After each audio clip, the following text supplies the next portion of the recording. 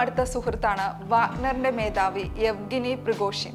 Ukraine Russia യുദ്ധത്തിൽ റഷ്യയുടെ അവിഭാജ്യ ഘടകമായിരുന്നു പ്രിഗോഷിനും വാഗ്നർ ഗ്രൂപ്പും. എന്നാൽ ഈ പ്രിഗോഷിൻ തന്നെ റഷ്യൻ സേനയ്ക്കെതിരെ പടനീക്കം നടത്തുന്നതാണ് അന്താരാഷ്ട്ര തലത്തിൽ ചർച്ചയാവുന്നത്.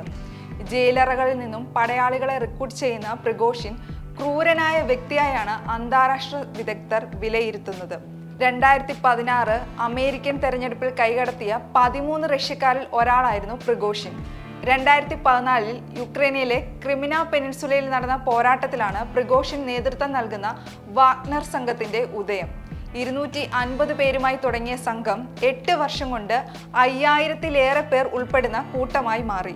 2022 ഡിസംബറിലെ കണക്കനുസരിച്ച് 50,000 പേരാണ് യുക്രൈനെതിരെ പോരാടാൻ വാഗ്നർ ഗ്രൂപ്പിലുണ്ടായിരുന്നത്. ഇതിൽ 10,000 പേർ കരാർ അടിസ്ഥാനത്തിലും 40,000 പേർ കുറ്റവാളികളുമാണ് എന്നാണ് റിപ്പോർട്ടുകൾ ചൂണ്ടിക്കാണിക്കുന്നത്. വാഗ്നർ ഗ്രൂപ്പാണ് കിഴക്കൻ യുക്രൈൻ റഷ്യയ്ക്കായി യുദ്ധം ചെയ്തിരുന്നത്. എന്നാൽ ഏതാനും മാസങ്ങളായി റഷ്യൻ സൈനിക നേതൃത്വത്തിനും പ്രതിരോധ മന്ത്രാലയത്തിനുമെതിരെ പ്രിഗോഷിൻ പരസ്യ വിമർശനം ഉയർത്തുന്നുണ്ടായിരുന്നു. ഇത് ഇരു സേനകൾ തമ്മിലുള്ള അസ്വാരസ്യങ്ങൾക്ക് ഇടയാവുകയും ചെയ്തു.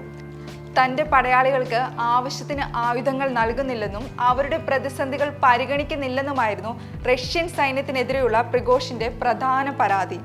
യുക്രൈനിലെ പ്രധാന നഗരമായ ബാഖ്മൂതിൽ കഴിഞ്ഞ മാസം നിയന്ത്രണം ഏറ്റെടുക്കുന്നതുവരെ വാഗ്നർ ഗ്രൂപ്പും റഷ്യൻ സൈന്യവും ഒന്നിച്ചായിരുന്നു പോരാടിയത്. എന്നാൽ ബാഖ്മൂത് കൈപ്പിടിയിൽ ഒതുക്കിയതോടെ റഷ്യ തങ്ങളെ പരിഗണിക്കുന്നില്ലെന്ന ആരോപണം വാഗ്നർ സംഘം ഉയർത്തി.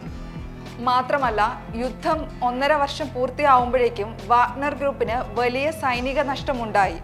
സൈന്യത്തിൽ ആൾനാശമുണ്ടായെങ്കിലും ജയിലിൽ നിന്നുള്ള തടവ് പുള്ളികളുടെ റിക്രൂട്ട്മെന്റിന് കൂടി തടസ്സമായതോടെ ആഭ്യന്തര സംഘർഷം രൂക്ഷമായി.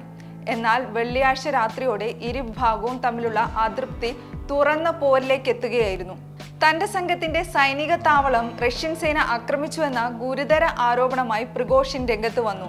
തന്റെ 25,000-ഓളം വരുന്ന സേനാംഗങ്ങളെയും കൊണ്ട് റഷ്യൻ ആഭ്യന്തര മന്ത്രാലയത്തിനെതിരെ തിരിയുമെന്നും അതൊരിക്കലും സൈനിക അട്ടിമറിയാകില്ലെന്നും പ്രിഗോഷിൻ പറഞ്ഞു.